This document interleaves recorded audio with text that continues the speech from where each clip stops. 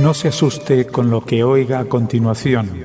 Es el eco del pasado cuando empezaron las emisiones de Radio Sefarad a finales de enero del 2004 y cuyos informativos semanales hemos reunido para revivir lo que entonces pasaba desde la perspectiva de nuestro tiempo.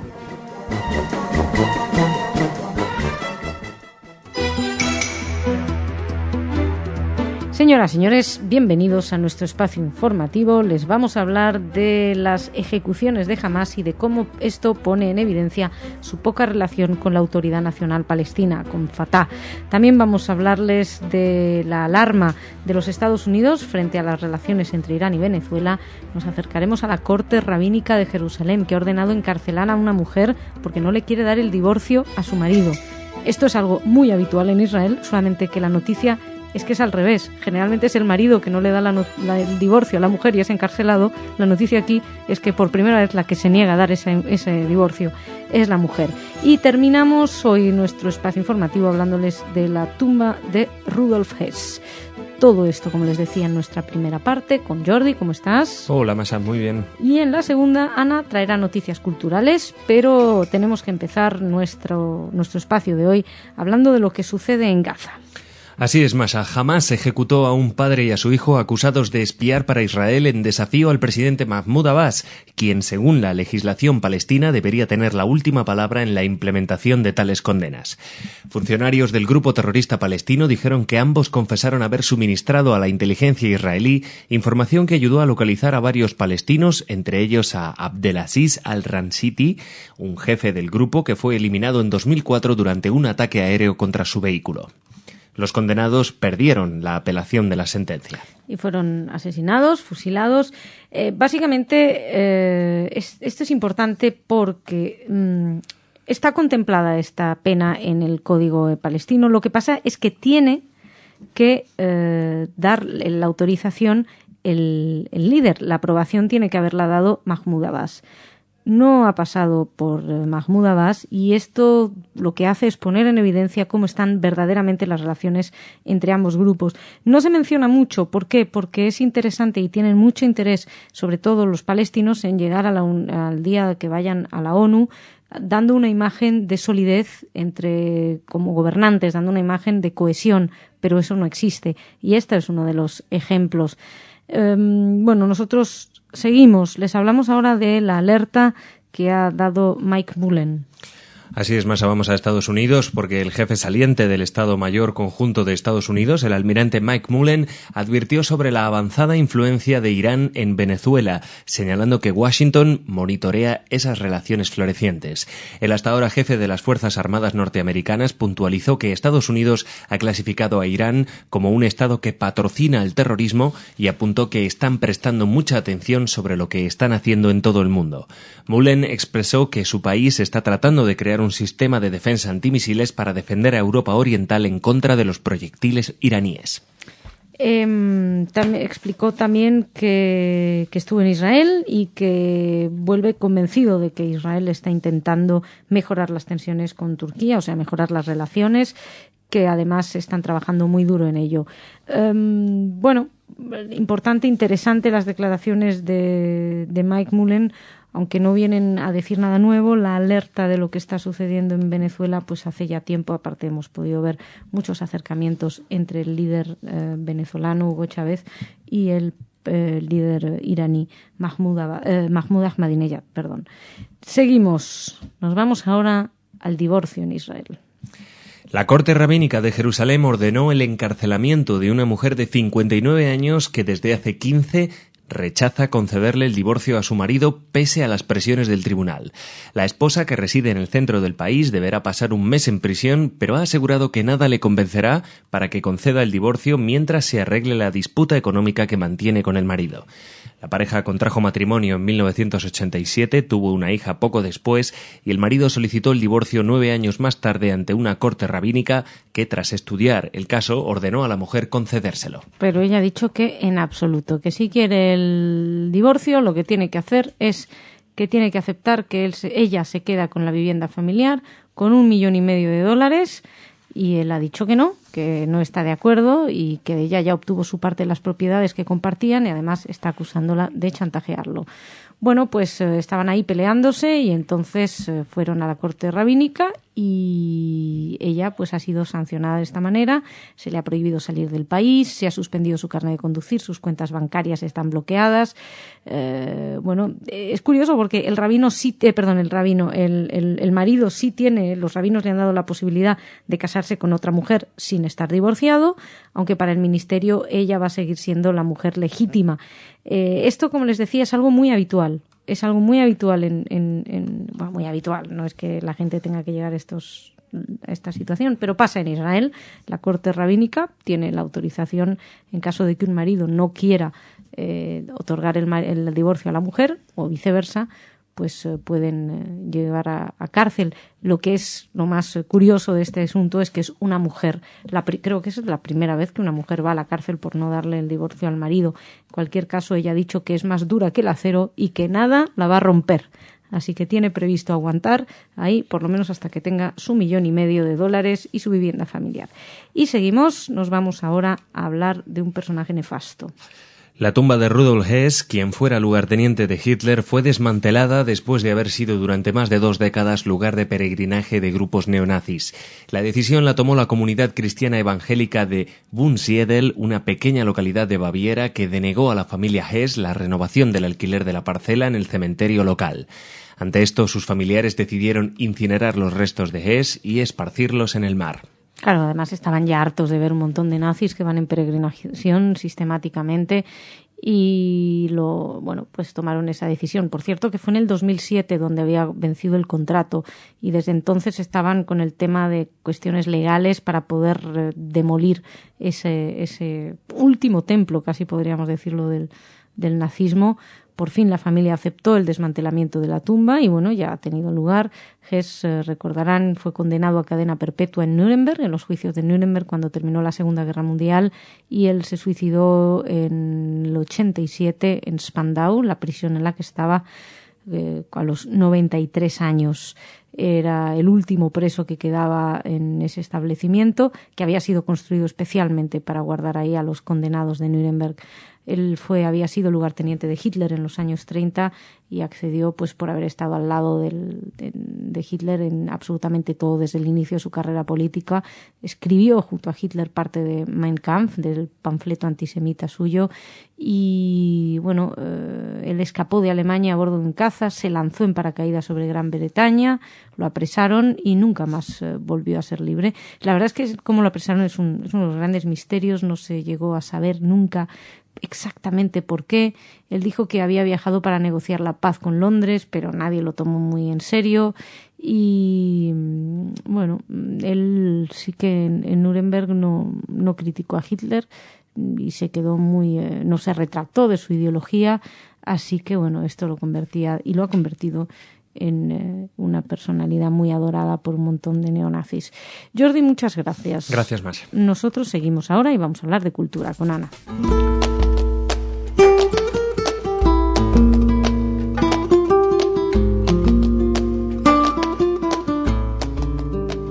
Ana, ¿qué tal? ¿Cómo estás? Bien, Masha, ¿cómo estás? Muy bien, esperándote. ¿Qué me cuentas? Bueno, primero les traigo noticias de México, porque ahí en estos días se celebra un festival de monólogos. Y una de las obras que se presentan es Shylock el Judío. Es un monólogo escrito originalmente por el actor y dramaturgo inglés Garrett Armstrong, donde, bueno, se centra en el personaje de Shylock del Mercader de Venecia de Shakespeare. Esta adaptación al español en México se hizo por la compañía Latea. El actor es Jorge Fink y se presenta esta semana, se estrenó en el Distrito Federal y el próximo sábado se puede ver también en la ciudad de Morelia. Uh-huh. Muy bien, ¿qué más? Ahora les cuento, ahora los mando a un lugar más cercano, a Gerona. Bueno, depende para quién nos escuche. Es verdad. Para ti, Masha, por ejemplo. Para mí sí. Bueno, algunos recuerdan el Festival de Cine Judío de Barcelona, que también algunas películas se podían ver en Madrid. Hicimos un programa, hablamos con Esther Querub, que nos contó sobre todas estas películas, y el Patronat del Cal de Gerona decidió poner ahora proyecciones al aire libre de algunas de las películas. Y el próximo 28 de julio, que es mañana, de hecho, pueden ver la película The Infidel, una comedia curiosa sobre un musulmán londoniense que descubre que realmente es judío. Uy. Sí, Bueno, ouch. ouch. Y para finalizar tenemos Pasión Española. Así se llama el espectáculo de Ornili Azulay. Ella estuvo aquí dando algunas actuaciones también con apoyo de Casa Sefarad de Israel hace poco en Madrid, y ahora en Israel, en el centro Susan Dalal, en el marco de Danza de Verano, presenta este espectáculo. Se puede ver el día 31, que es el próximo domingo. Es un espectáculo basado en muchas obras españolas. Bueno, ella estudió flamenco, pero lo está combinando con muchas cosas, con poesía. Hay partes incluidas de Bodas de Sangre, de Carmen de Bizet y otras cosas. Hay videos, hay textos. Es como un espectáculo con una base flamenca, pero algo más moderno y vanguardista. Muy bien, pues nada, para todos los gustos hoy aquí en Radio Sefarad. Muchas gracias, Ana. Muchas gracias, señoras, señores. Mañana más.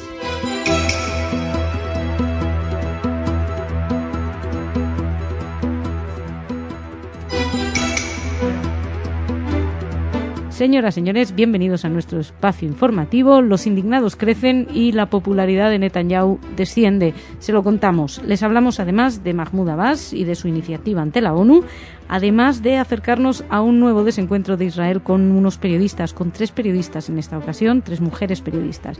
Y volvemos a hablarles de Pío XII. Parece ser que, según un investigador, sí, salvó 11.000 judíos. Y además, después tendremos nuestra agenda cultural junto a Ana. Todo esto tenemos en el programa de hoy. Jordi, ¿cómo estás? Empezamos contigo. Muy bien. Bien, bueno, ahí las plazas de las calles de Tel Aviv siguen bullendo. El periodista de La Vanguardia, Enrique Zimmerman, destacaba ayer que la revolución de los indignados en Israel está creciendo de forma inesperada, haciendo tambalear el gobierno de Benjamin Netanyahu. Según una encuesta del diario Haaretz, el 87% de los israelíes apoyan a los manifestantes, que piden una reducción de los precios de la vivienda y un aumento de los sueldos para profesionales como médicos internistas y los asistentes sociales. Por otro lado, la popularidad de Netanyahu como jefe del gobierno se ha reducido en 19 puntos en tan solo 2 meses. De un 53% ha pasado a un 32% en plenas protestas populares. Todo esto, y siguen las acampadas con este masivo apoyo popular, ya ven, 87% según el Haaretz. Y además, mucha gente molesta. Lo más importante es que son clase media, es lo que decían, lo que destacan ellos. Somos clase media verdadera, gente profesional que trabaja todo el día, paga impuestos y durante toda su vida cumple el servicio militar en la reserva, varias semanas al año. Así se manifiesta una de las personas a las que entrevistó Enrique Zimmerman, Yifat, de 36 años, profesora de música en la avenida Rothschild. Y dice que un padre de unos 30 años con su hijo, pues también lleva un cartel que dice: la hipoteca es un monstruo. Son 128 días de protestas y el primer ministro está intentando intervenir, frenar este huracán, destacaba Zimmerman, y presentó un plan de emergencia, canceló un viaje a Polonia. Así que, vamos a ver. Según un analista, Sever Plotzner, citado siempre en este artículo de Enrique Zimmerman para La Vanguardia, se trata de la lucha de una clase media israelí que tiene sobre sus espaldas la economía del país. Un crecimiento muy alto, un paro muy bajo, ingresos per cápita que alcanzan los 22.000 euros anuales, pero una clase media que se opone al capitalismo feroz y desea la vuelta a una política más social. Y estaremos pendientes, como siempre. Nosotros seguimos, les hablamos de las Naciones Unidas. El presidente palestino dijo que pedirá a las Naciones Unidas su reconocimiento de la independencia palestina en septiembre, aunque se reanuden las negociaciones con Israel. La declaración de Mahmoud Abbas señala un endurecimiento de su posición, ya que antes había dicho que apelaría a la ONU únicamente si las conversaciones de paz seguían estancadas. Las negociaciones estuvieron interrumpidas durante casi 3 años y diplomáticos de Estados Unidos han tratado de revivirlas. Pues esto... pues uno da la sensación de que va a terminar en enfrentamientos verbales, queremos creer, con los Estados Unidos y con Israel, ya que, como saben, ambos países se oponen a esto y no son los únicos países que se oponen. En términos generales, hay que destacar que todos los acuerdos firmados hasta ahora entre palestinos e israelíes y que están dando sus frutos ponen como base la negociación. Lo que está haciendo, lo que está proponiendo Mahmoud Abbas es que no haya dichas negociaciones. ¿Qué ocurre? Que si no hay estas negociaciones, si se declara independientemente el Estado palestino, los israelíes se verán libres también de cumplir su parte del trato, ya que los palestinos no lo habrían cumplido. Puede complicarse muchísimo las cosas. Es, como les decíamos ayer, la duda, la fecha que se está esperando. Y seguimos. Nos vamos ahora a hablar. Si Israel no tiene buenas relaciones generalmente con los periodistas, ya ahora hay 3 mujeres con las que las va a tener aún peores. La Asociación de la Prensa Extranjera en Israel ha denunciado las humillaciones a las que han sido sometidas 3 periodistas. Los agentes de seguridad del primer ministro Benjamin Netanyahu obligaron a las mujeres a quitarse el sujetador. El jefe de prensa del gobierno israelí, Oren Hellman, ha declarado este viernes que se trata de un incidente vergonzoso que daña la imagen de Israel. Sí, y se ha deshecho en disculpas. Ha estado diciendo que pedía disculpas a los periodistas por la humillación, que se va a hacer todo lo posible por evitar incidentes como este para que no vuelvan a repetirse. En fin, lo cierto es que ante la denuncia de la Asociación de Prensa Extranjera, pues ellos se han disculpado realmente. Esto me recuerda una vez una declaración que hizo quien fuera ministro, en aquella época era embajador, no sé si fue en la época en que era embajador, pero bueno, quien fuera embajador de Israel en España, Shlomo Ben-Ami, el embajador estrella, todo el mundo lo conoce. En un momento dado le preguntaban precisamente sobre el maltrato de las medidas de seguridad en los aeropuertos, las medidas de seguridad en todas partes, el trato difícil que tiene con la gente, los chequeos, etcétera. Y él decía, miren, si ustedes tienen un país con 4 o 5 policías o 4 o 5 vigilantes, bueno, pues alguno puede necesariamente, no tiene por qué ser antipático, pero si usted, casi todo el mundo que usted tiene que pasar por esto de bitachón, de seguridad, pues es muy probable que se le cuele alguna persona que no sepa manejar realmente las cosas. Hay que luchar por evitar que se cuelen este tipo de personas, pero bueno, por lo visto, ante esta noticia, de la que obviamente se hacían eco muchos medios ayer, que no se la iban a perder, pues parece que no han conseguido hacer las cosas todo lo pulcro que deberían. Y seguimos, nos vamos ahora a hablar por enésima vez, y sospechamos que no será la última, de si Pío XII salvó o no judíos. Según la Radio Vaticana, algunos documentos descubiertos por el investigador alemán Michael Hessemann en la iglesia de Santa María del Alma de Roma han revelado que el Papa Pío XII consiguió salvar a más de 11.000 judíos romanos de su deportación al campo de exterminio de Auschwitz durante la Segunda Guerra Mundial. Michael Hessemann es el representante en Alemania de la fundación Pave the Way, fundada por el judío estadounidense Gary Krupp para fomentar el diálogo interreligioso, y ha publicado en la página web de la fundación varios documentos encontrados en la iglesia de Santa María del Alma, la Iglesia Nacional Alemana en Roma. Según estos documentos, Pío XII fue informado a las 14 horas del día 16 de octubre de 1943 de las deportaciones de judíos en Roma, tras lo cual el Papa envió una protesta oficial ante el embajador alemán en la Santa Sede y pidió que se detuvieran los arrestos. Bueno, al parecer no hubo respuesta, y entonces el Papa le pidió a su sobrino Carlo Pacelli que se reuniera con el obispo austríaco Alois Hudal, que tenía muy buenas relaciones con el régimen nazi, y entonces Hudal envió ahora una carta al gobernador alemán en Roma, al general Rainer Stahel, para pedirle que detuviera las deportaciones. El obispo Hudal escribió esa carta, que fue descubierta por Hessemann, y en ella dice que una alta fuente vaticana le había informado de que esa mañana había comenzado el arresto de los hebreos de nacionalidad italiana, y le pedía urgentemente leo textualmente, en el interés de un diálogo poco pacífico entre el Vaticano y el comando militar alemán que ordenara la detención de esas deportaciones en Roma y en la zona periférica. Además, esta carta de Monseñor Udall subrayaría que la reputación de Alemania en los países extranjeros requería una medida de ese tipo e incluso existía el peligro de que el Papa protestara abiertamente. Bueno, jamás protestó abiertamente, así que en ese sentido no se cumplió. De todos modos, una alta fuente vaticana, pues puede ser el Papa, puede no serlo, bueno, no sé, yo no me meto. El caso es que ya saben que hay una gran polémica al respecto y algún día pues se abrirán esos archivos del Vaticano, que siempre están diciendo los vaticanos que los van a abrir para demostrar que efectivamente Pío XII salvo judíos, pero es que todavía no los han abierto. Y cuando se abran, pues sabremos qué pasó exactamente. Jordi, muchísimas gracias. Gracias, Masa. Nosotros seguimos y nos vamos a hablar de cultura.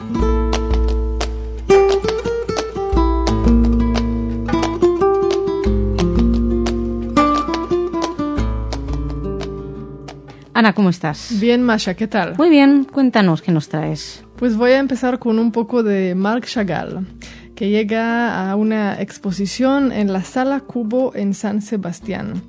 Casi 140 piezas que se podrán ver ahí hasta el 9 de octubre.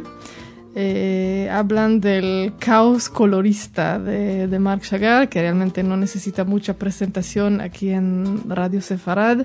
Esta exposición está dividida un poco por temática, retratos, paisajes, la Biblia y su surrealismo. Uh-huh.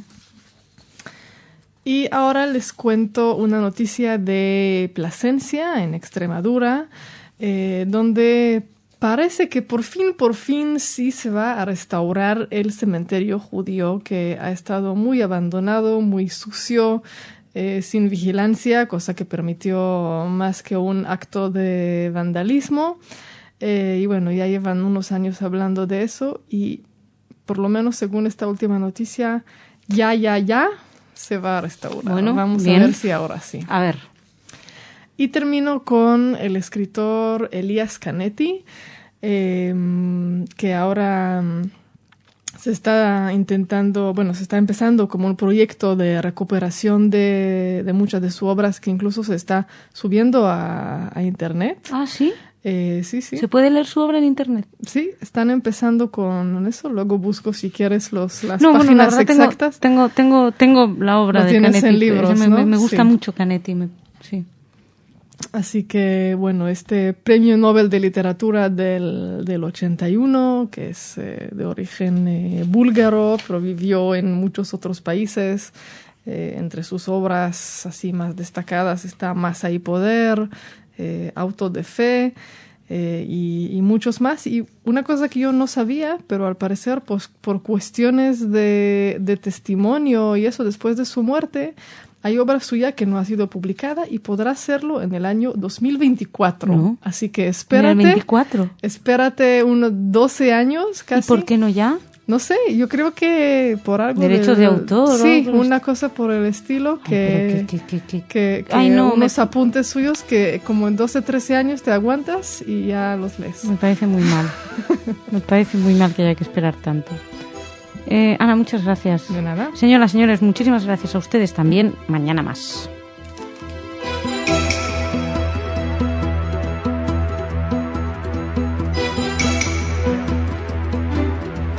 Señoras, señores, bienvenidos a nuestro espacio informativo. Jordi, ¿cómo estás? Hola, Masa, muy bien. Bueno, hoy vamos a hablarles de la masacre de Oslo y cómo algunos medios han aprovechado para relacionarlo con el Mossad. Además de Durban 3, de los países que no irán, también de antisemitismo en Alemania y terminaremos con negacionismo iraní. Todo esto en nuestra primera parte del informativo. Después Ana nos traerá noticias culturales, pero Jordi, tenemos que empezar contigo con esa masacre de Oslo. Así es, Masa. Medios anti-israelíes intentarán relacionar a Israel con la masacre de Noruega. La primera reacción anti-israelí se inició en un blog al estilo de una investigación periodística independiente en los Estados Unidos, pero enseguida adquirió vasta notoriedad en el sitio web de Al Jazeera. Wayne Madsen, quien dice ser ex corresponsal del ejército de los Estados Unidos, que en el pasado escribió que el presidente Barack Obama quiere verlo muerto, sostuvo que la administración Obama protege a Israel mediante la afirmación de que el ataque fue meramente local. Bueno, esta es una de las páginas delirantes, pero lo más interesante probablemente sea el artículo de Gilad Atzmon, que como su nombre indica, es israelí.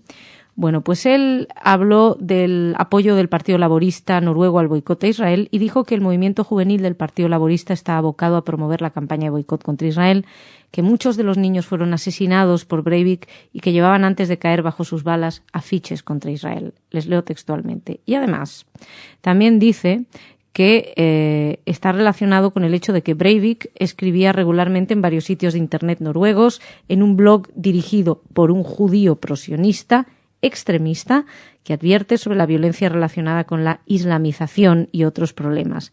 Además, dice que hay una relación con el Mossad y que dice que el coche bomba llevaba una clara distinción de una oficina de investigaciones y que, pues que hay una relación directa con el Mossad. Por si acaso alguien lo acusa de lo que sea, él advierte que por el momento no se encuentra en posición de poder levantar un enérgico dedo acusador contra Israel, pero que mediante el armado de varios fragmentos de información y análisis de todas las posibilidades, pues podría sugerir que Anders Behring Breivik no es otra cosa más que un gentil del sábado. Es decir, la persona que va a hacer el trabajo que el Mossad no habría hecho. Es francamente repugnante, pero bueno, sospechábamos que iba a pasar algo así. Hasta en del tsunami han acusado a los israelíes. Y nosotros seguimos y nos vamos a hablar de países que precisamente boicotean cosas por el estilo. La República Checa, Italia y Holanda se sumaron a la creciente coalición de países que proponen boicotear la polémica y controvertida tercera convención en Durban de la ONU contra el racismo, que tendría que llevarse a cabo el mes de septiembre próximo. Los tres países expresaron que la convención, que en principio tiene por objetivo luchar contra los prejuicios, en el fondo será un constante ataque a Israel. El ministro de Relaciones Exteriores de Italia, Franco Frattini, manifestó además que la tercera convención simplemente festejará el 10º aniversario de la primera. Y como recordarán ustedes, la primera fue aquella que declaró que el sionismo es racismo. La cuestión han sido muy claros todos los países. La República Checa dijo que no solamente no iba a participar, sino que no va a participar en ninguna de las conversaciones oficiales destinadas a emitir una declaración política que se derive de la convención. Es decir, lo tienen muy, muy claro. Y seguimos. Nos vamos a Alemania. En un pequeño pueblo de Alemania, en los últimos días, muchos vecinos del lugar encontraron en sus buzones volantes de contenido antisemita. El volante más grande incluye la cita de un versículo del capítulo 8 del Evangelio según Juan, mientras que el volante más pequeño es más detallado y argumenta que los judíos tienen intenciones bélicas contra Alemania todavía desde 1933. La policía está analizando si se ha cometido un delito de incitación al racismo y la policía resolverá pronto si dará comienzo a algún procedimiento al respecto. Sí, básicamente lo que se plantean es si ha sido un loco que está mandando estas cosas o si hay una cuestión de agrupación detrás que está manifestándolo. La cuestión es que puede ser varios individuos, es porque ya es un volante muy parecido, se distribuyó hace algunas semanas en otra zona también. Todo esto es en Westfalia, en otro pueblo de la zona. En fin, seguiremos atentos. Y seguimos, nos vamos ahora a hablar de negacionismo que ahora está muy de moda en Irán. En este caso en Uruguay, Masha, durante un acto público realizado en Montevideo, el embajador de Irán en Uruguay, Ayatollah Soltani, cuestionó que haya existido la Shoah. El encuentro tuvo lugar en la Casa Cultural Uruguay-Suecia con el título Mentiras y verdades en la lucha contra el terrorismo. Según el seminario Búsqueda, uno de los concurrentes le preguntó al embajador iraní si era cierto que el gobierno de Irán negaba la existencia del holocausto judío. Y la respuesta del diplomático iraní fue que la Segunda Guerra Mundial empezó en el 39 y terminó en el 45. Y que se dice que durante esa guerra los nazis asesinaron a 2 millones, 4 millones, 6 millones, distintas cifras existentes. Eso es lo que dice. Bueno, básicamente lo que viene a decir es que es mentira, que muchos historiadores europeos han demostrado que no, porque han presentado documentos. Pero a mí, si me permiten, más allá de esto, de este negacionismo que francamente es muy casi pueril ya, porque no, sabemos que no se basa en nada, hay que luchar contra él. Pero a mí lo que me llama la atención es qué hace el embajador de Irán en un encuentro en la Casa Cultural Uruguay-Suecia. Simplemente, casi que los organizadores de los seminarios de la Casa Uruguay-Suecia deberían plantearse a quién invitan. Jordi, muchísimas gracias. Shabbat Shalom, Masha. Shabbat Shalom. Nosotros seguimos y hablamos de cultura.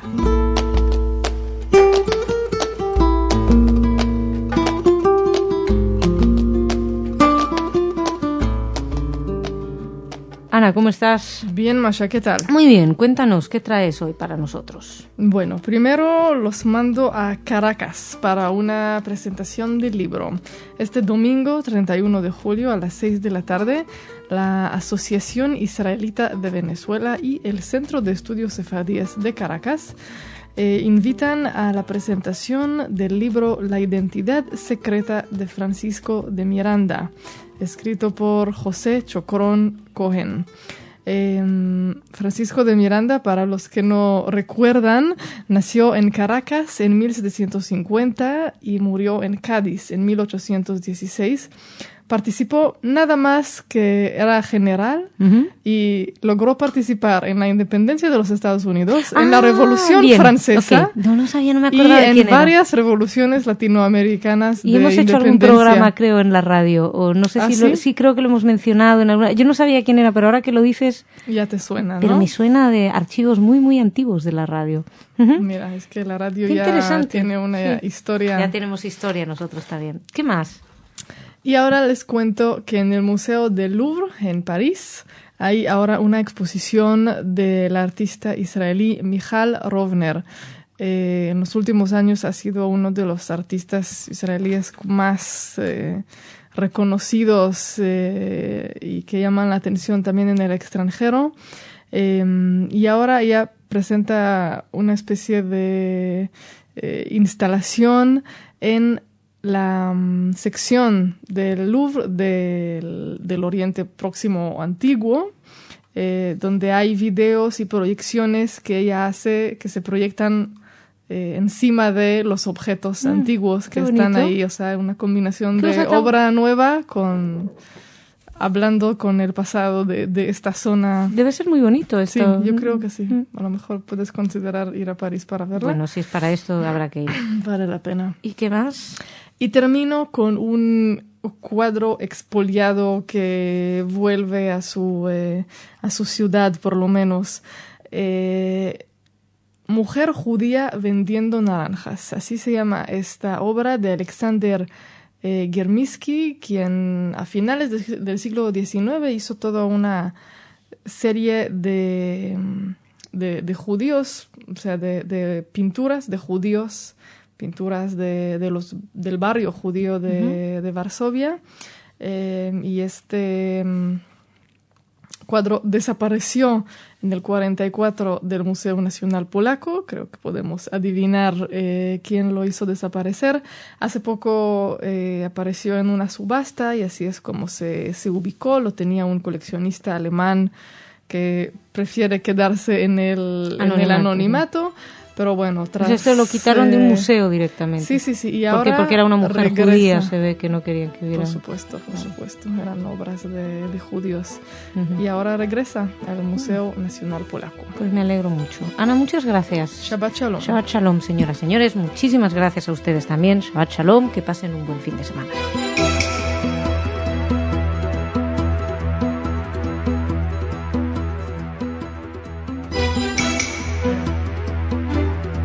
Señoras, señores, bienvenidos a nuestro espacio informativo sin Jordi, que se ha ganado unas buenas vacaciones y que nos ha dejado a otros aquí trabajando. No se preocupen, Ana no se ha marchado, estará con nosotros después de esta primera parte del informativo en la que les voy a hablar de algunas de las cosas que están sucediendo en la frontera entre Israel y Líbano, también de lo que sucede en Siria y además de lo que pasa dentro de Israel.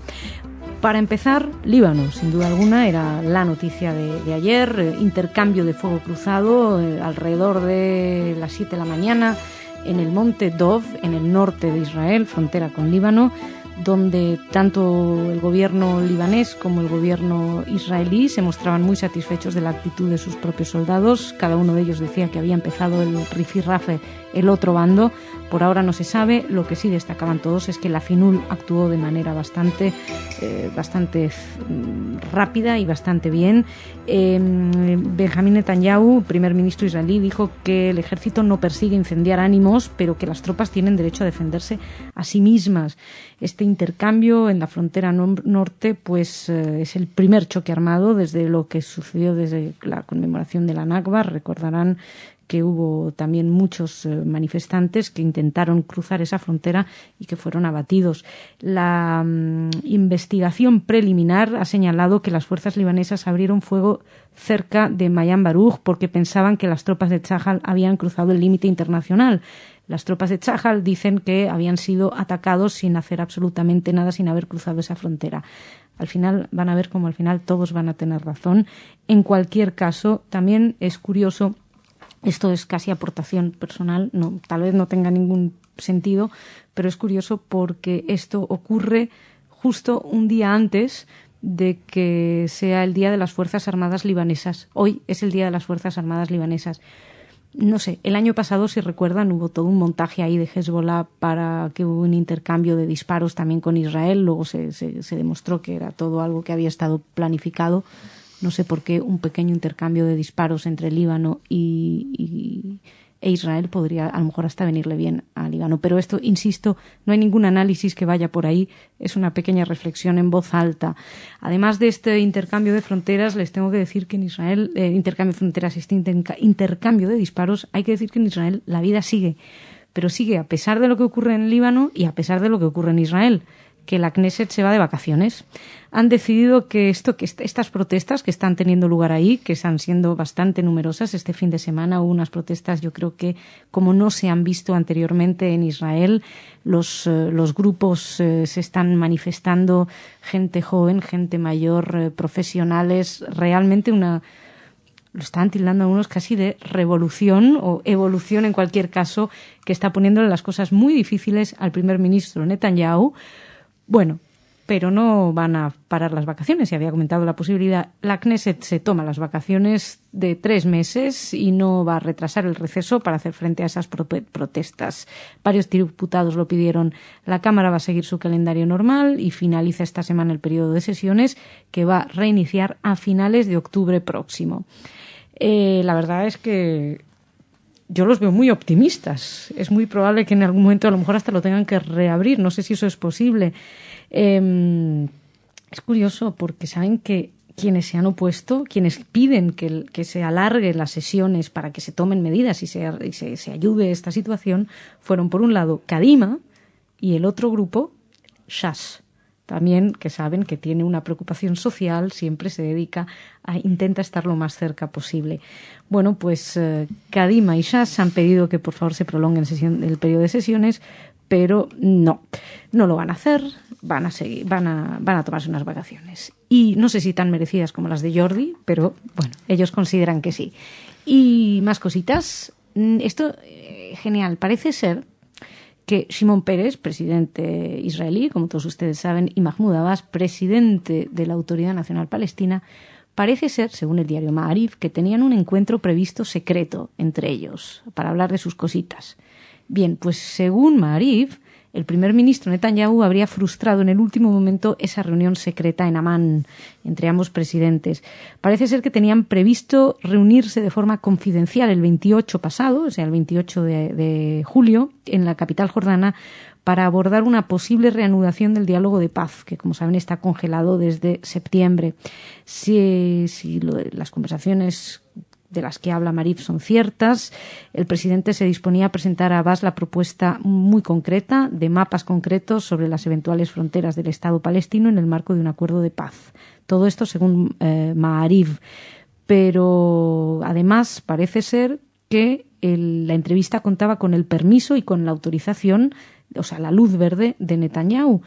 Pero en último momento, cuando Abbas y los jefes de negociadores palestinos, Saeb Erekat, se acercaban en coche al paso Allenby, que está pues entre Cisjordania y Jordania, el presidente palestino recibió una llamada telefónica de una persona de Peres que le dijo que Peres iba a tomar un helicóptero, que tenía previsto tomar un helicóptero rumbo a Amán, pues que había hablado con Netanyahu y que al final no, que Netanyahu se lo ha pensado y que no le daba permiso para esa reunión. Y mientras esto ocurre, donde está ocurriendo algo también terrible, es en Siria. Como saben, centenas de personas están siendo asesinadas ante el silencio absoluto del mundo occidental. Las manifestaciones delante de la embajada siria aquí en España no son muy numerosas, por lo menos yo no estoy viendo ninguna. Parece ser que no están las redes organizadas para manifestarse contra las masacres. Si los que disparan no son israelíes, solamente las manifestaciones son cuando quienes disparan son israelíes. Terrible lo de Siria. La Liga Árabe tampoco va a tomar medidas y esto evita que los países occidentales lo hagan también. Barack Obama ha dicho que tiene que marcharse Assad. Se habla de sanciones, pero lo cierto es que los tanques están en la calle y las tropas están asesinando a las personas que se manifiestan. Y dejamos aquí esta primera parte del informativo y vamos a hablar ahora con Ana.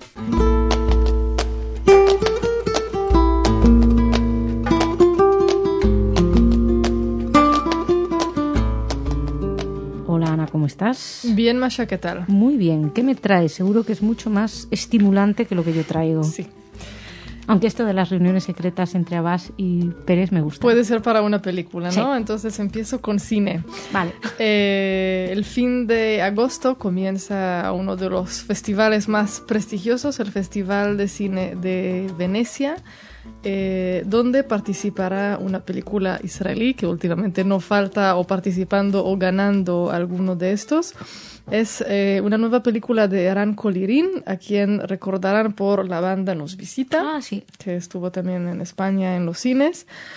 Su nueva película que se llama algo como El cambio, el intercambio, bueno, no sé, a ver luego cómo lo traducen. Dice que es una película así mucho más íntima y abstracta y curiosa sobre un hombre que un día regresa más temprano a su casa que lo habitual y como que eso lo cambia todo para él. Pero bueno, va a tener una competencia difícil porque ahí mismo también va a haber nuevas películas de David Cronenberg, de Alexander Sokurov. Y también tenemos a Roman Polanski, que mientras están todos, que mientras estaba ahí en Suiza sin poder salir de su casa en esa época que recordamos, pues escribió una película. Creí que hizo la película ya directamente. No, pero escribió el guión, no perdió su tiempo. Se llama Carnage. Es una adaptación de un libro, de hecho, de una autora judía también, Yasmina Reza, que es sí, sobre todo la autora de arte. Exactamente. Entonces es una adaptación a uno de sus libros y con Jodie Foster y Kate Winslet. No será una comedia, ¿no? Bueno, sí, él hizo El baile de los vampiros. Creo que es drama. Polanski en tono de comedia, pero sí, El baile de los vampiros. Sí, pero no sé si mientras estaba en su casa en ese momento tenía ganas de escribir una comedia. Y bueno, sigo con teatro. Del 4 al 28 de agosto, Ángel Pavlovsky presenta una especie de monólogos, se llama Angelada. Él es actor, él es de Argentina, pero creo que lleva muchísimos años viviendo en España. Pero bueno, desde Argentina estuvo haciendo cosas así de cabaret y textos de humor, y eso es lo que presenta este verano en el Teatro Español. Uh-huh. Y termino con danza, hoy es muy variado. El Certamen Internacional de Coreografía Burgos, Nueva York. El viernes 29 de julio el jurado decidió dar el primer premio a una obra israelí en la categoría de danza moderna. Es la pieza Hasta dónde del coreógrafo Sharon Friedman. Muy bien. Pues Ana, muchísimas gracias. A ti. Me gusta más tu parte del informativo que la mía. Nosotros, señoras y señores, nos marchamos y volvemos mañana aquí con más información.